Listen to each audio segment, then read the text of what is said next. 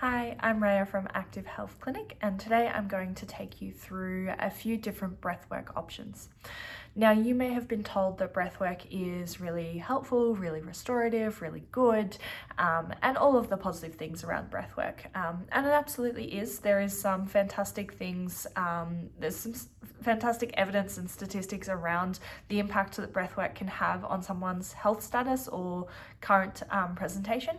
However, it is important to recognize that no tool is a one-size-fits-all practice. So breathwork may be something that you're interested in, or it may not be something that you're interested in either, and that's completely okay.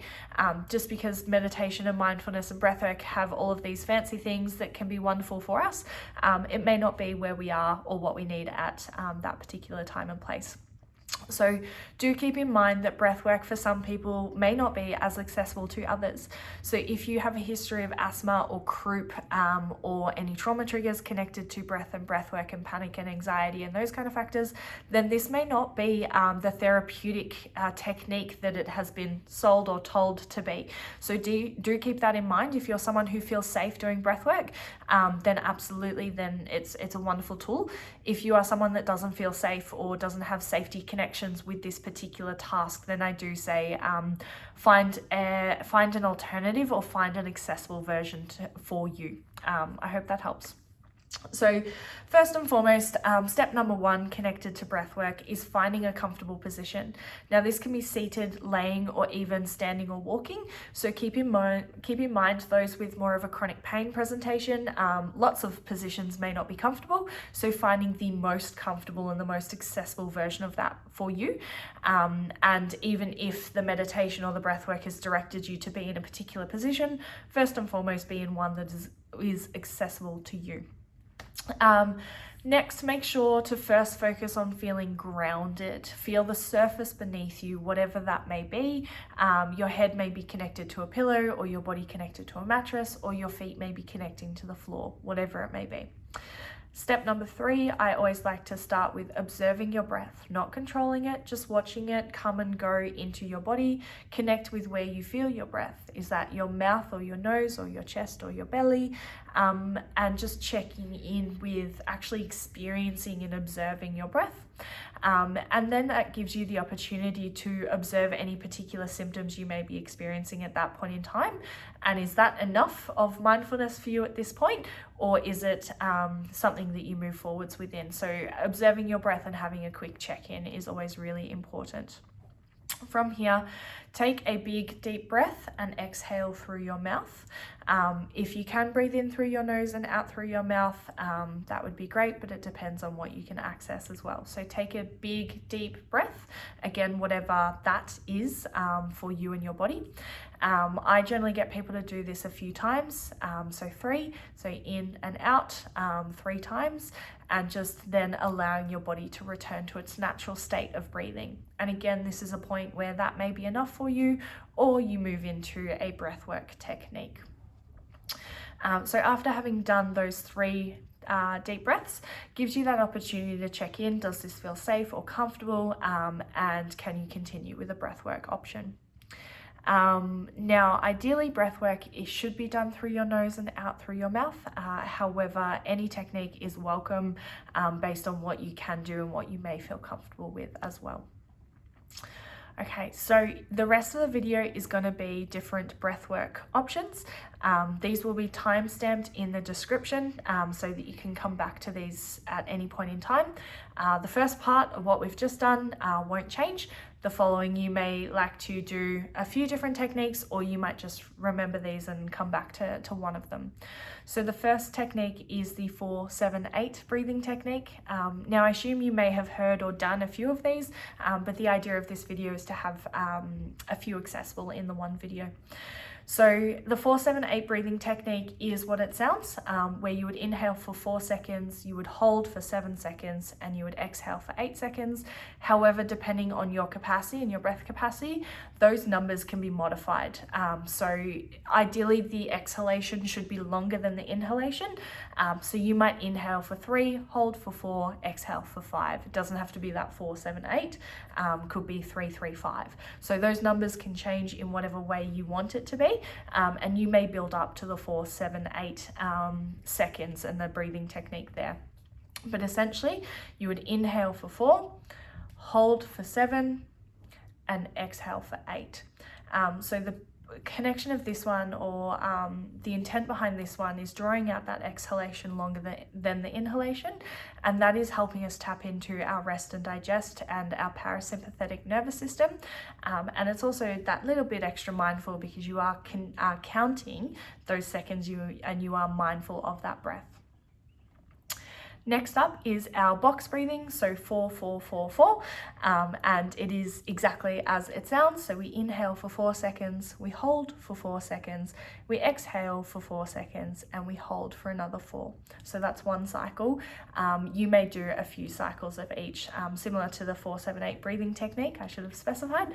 You can do 1 round or you can do multiple rounds. And again, it depends on your capacity. You may have capacity to do a minute, you may have capacity to do 2 minutes or more. It depends on you. So the box breathing, if you kind of picture it, you hold for 4 seconds, you inhale for 4 seconds, hold for 4 seconds, exhale for 4 seconds, and hold for 4 seconds. So it's sort of, if you picture it in your brain, you're going around those 4 lengths of a box. I hope that makes sense. Then we have our 3-part breath. So this one is thinking and observing where we're actually inhaling that breath to within our body. So again, ideally we'll inhale through our nose, filling belly first. So trying to get that diaphragmatic breath. So inhaling into the belly, then the rib cage, and then finally into your upper chest. And then you exhale through your nose and you reverse the order. So you empty the chest, then the rib cage, then your belly. Doing this one, it may help to have your hands on your belly and your chest, so you actually feel that rise and fall of your belly, your ribs, and your chest. Having that actual connection can help feel what's actually going on in your body. So that's your 3-part breath. All of these techniques will be in the description as well, so that you can come back to this at any point in time. Our next one is our diaphragmatic breathing.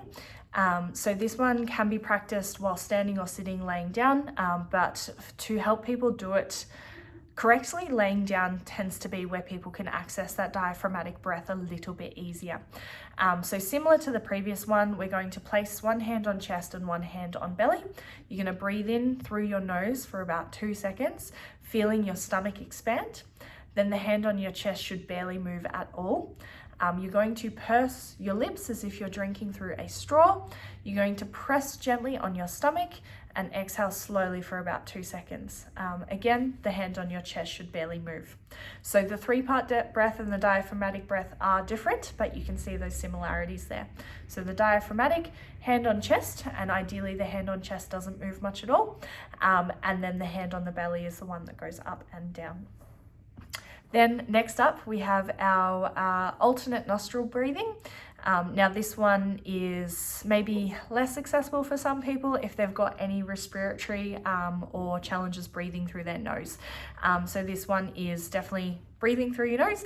I know I have challenges with this most days, so this is one of the ones that I go to least. However, it does have really good benefits behind it. So alternate nostril breathing is exactly how it sounds. We're going to exhale completely. Then you're going to use your right thumb to close your right nostril. You're going to inhale through your left nostril and then close your left nostril with your fingers. Open the right nostril and exhale through this side. Inhale through the right nostril, then close that. Open through the left nostril and exhale through the left side. So there is different finger positions you can be in, but essentially we are just opening and closing different nostrils, and you inhale in and out, basically around the nostril cavity. And that's what I just did, or what I just took you through, is one cycle. So again, you may be able to do a few cycles of that, or you may be able to do a couple minutes of that. It will vary from person to person. Now, I'm sure you're aware of the many benefits that is breathwork, but essentially the intent is mindfulness and meditation, but also activating that parasympathetic nervous system. Now, why this is important is those with a chronic illness generally have more of a sympathetic dominance, more of a fight or flight dominance of their nervous system. So techniques like this try and rev it down and try and help the nervous system tap into that rest and digest mode, and make that a little bit more accessible. And that is one of the more accessible versions of that. You can do different forms of breath work anywhere that you are.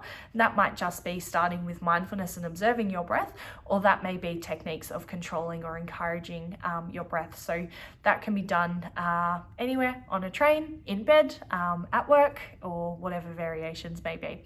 So I hope in there you've found a technique that you like. There are so many apps that help you do this. This is why today's video is a little bit more informative rather than doing it with you, because you can actually download apps and put the numbers of how long you'd like to inhale and exhale, and then it directs you around that. Sometimes you're watching a bubble expand and compress, other times you're watching waves flow up and down, other times it's a sound or a person and a verbal cue to inhale or exhale. So today is just 5 different techniques of breathwork and different ways to make that accessible. However, there are many apps that you can download if this is a practice that you want to be doing more frequently. If you have any questions, comment them below, but there'll be timestamps on this video as well as the instructions. So happy breathing.